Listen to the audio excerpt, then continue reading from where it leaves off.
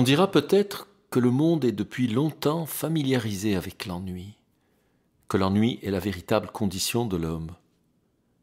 Possible que la semence en fût répandue partout et qu'elle germât çà et là, sur un terrain favorable.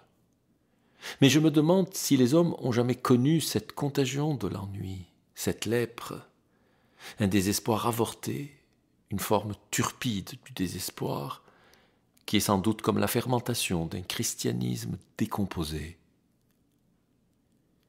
Évidemment, ce sont là des pensées que je garde pour moi.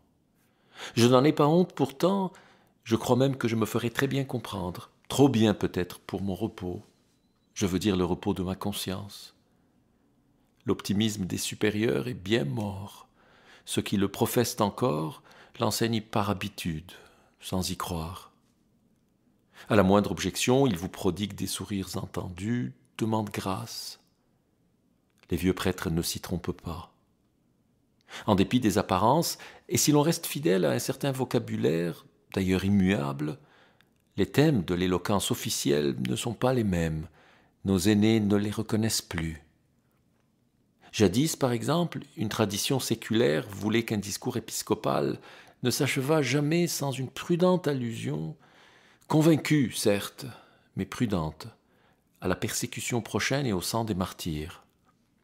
Ces prédictions se font beaucoup plus rares aujourd'hui, probablement parce que la réalisation en paraît moins incertaine.